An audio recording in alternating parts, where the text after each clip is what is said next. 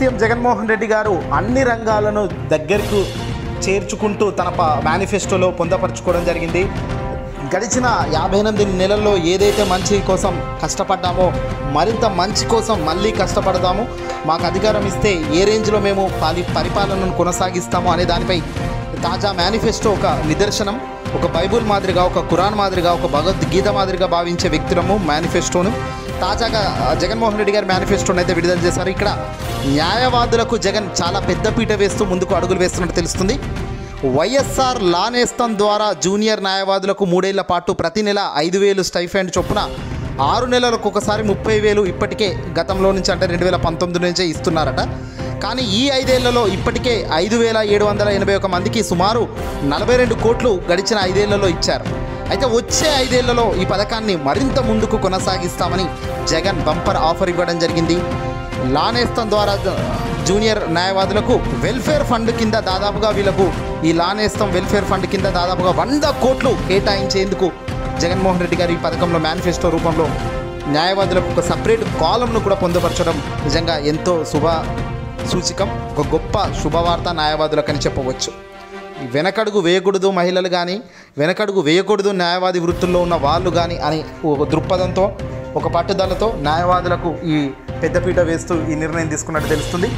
బహుశా ప్రతి అడుగులో డెవలప్మెంట్ అనేది ఉండాలి కాబట్టి న్యాయవాదులకు కూడా లా నేస్తం ద్వారా జూనియర్ న్యాయవాదులకు ఇప్పటికే ఇస్తున్న అమౌంట్ను బాగా పెంచుతూ దాదాపు దీనికి ఒక న్యాయవాదుల వెల్ఫేర్ ఫండ్ అనేది ఒక పథకం పెడుతూ దీని కింద దాదాపుగా 100 కోట్ల రూపాయలు కేటాయించే తట్టుగా జగన్మోహన్ రెడ్డి గారు తాజా మేనిఫెస్టోలోనైతే పొందుపరచడం జరిగింది.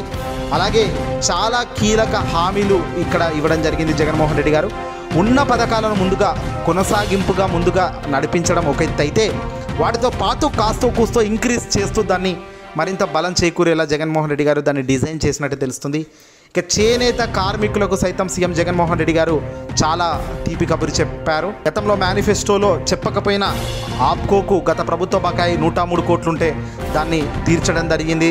దాదాపుగా 468 కోట్లు ఇప్పటికే చెల్లించినట్టుగా తెలుస్తుంది. పద్మశాలకు ప్రత్యేక కార్పొరేషన్ ఏర్పాటు చేయడం జరిగింది. వచ్చే 5 ఏళ్ళు కూడా ఈ పథకాలు వీరందరినీ సంక్షేమం ఇలాగే కొనసాగిస్తాము. ఈ 5 ఏళ్లలో నేతన్నల సంక్షేమం అభివృద్ధి కోసం ఇప్పటికే చేసిన మొత్తం 3,706 కోట్లు. వైఎస్ఆర్ నేతన్న నేస్తం ద్వారా మగ్గం ఉన్న ప్రతి చేనేత కుటుంబానికి ఏటా 24,000 చొప్పున 5 ఏళ్లలో 1,25,000 అందించాం. ఈ పథకం ఇలాగే కొనసాగుతుంది. వచ్చే 5 ఏళ్లలో మరో 1,20,000 అందిస్తాము. మగ్గం ఉన్న ప్రతి చేనేత కుటుంబానికి మొత్తం ఇప్పుడు 2024 నుంచి 2029 దాకా ఈ 5 ఏళ్ల కాలంలో దాదాపుగా 2.5 లక్షలు 2,40,000 రూపాయలు వాళ్ళకు ఈ 5 ఏళ్లలో వస్తుంది అన్నట్టుగా జగన్మోహన్ రెడ్డి గారు అయితే చెప్పుకొచ్చడం జరిగింది. అంటే దాదాపుగా డబల్ చేస్తున్నారు. గతంలో 2,24,000 ఇచ్చేవాళ్ళు ఇప్పుడు దాన్ని డబల్ చేస్తూ ఏకంగా సంవత్సరానికి 2,40,000, అప్పట్లో 1,20,000 వచ్చేది. ఇప్పుడు దాదాపుగా 48,000 సంవత్సరానికి చేనేత మగ్గం వేసుకునే వాళ్ళకి అంటే డబల్ చేసేయడం ఇక్కడ మనం చూస్తున్నాం.